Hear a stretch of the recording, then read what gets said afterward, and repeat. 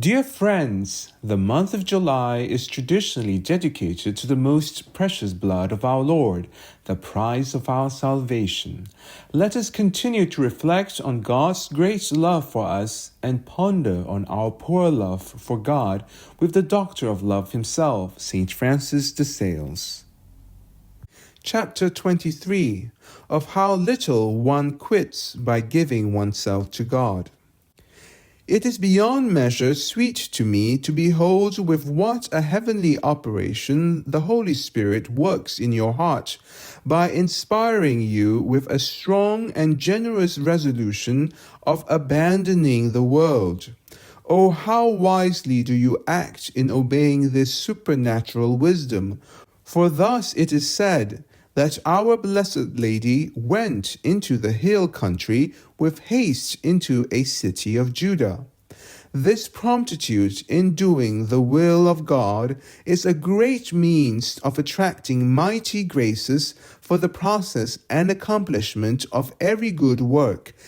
And you see that after the rude shock your heart sustained, when by main force it rid itself of those feelings, humors, and inclinations to follow the superior attrait, you are at last full of consolation and enjoying repose in the midst of the burning bush which you have chosen, to sing therein for ever the glory of your Creator and Saviour.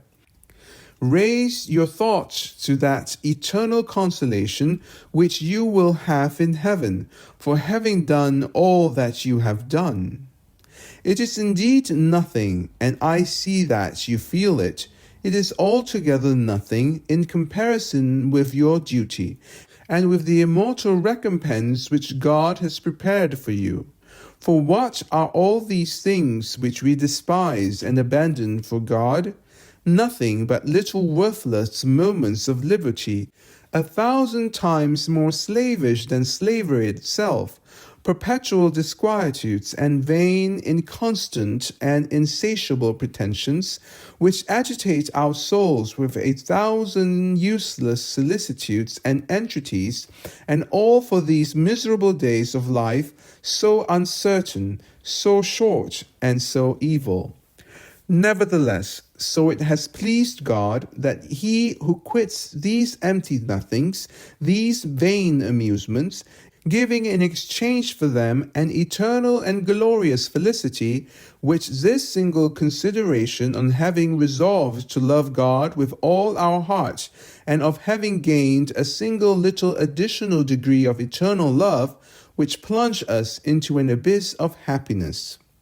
In truth, I would not have neglected to tell you to trample underfoot all your feelings, your interests, your fears, your aversions, if I had not had that confidence in the goodness of the heavenly spouse, that he would give you strength and courage to take the side of inspiration and reason against that of nature and aversion. Behold you then all dead to the world, and the world all dead to you. That is one part of the Holocaust, and there remain two more yet.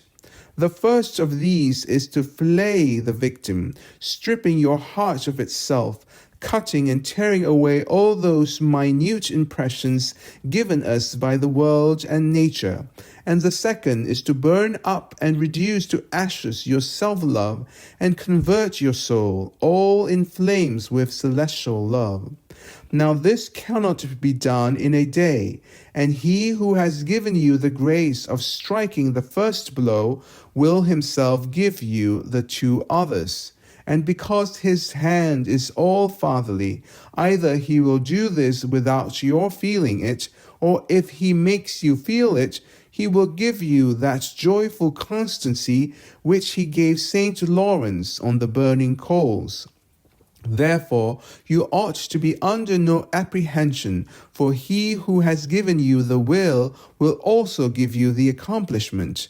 Only be faithful over a few things, and he will place you over many things. Thus ends part 1 of Practical Piety, Duties Towards God.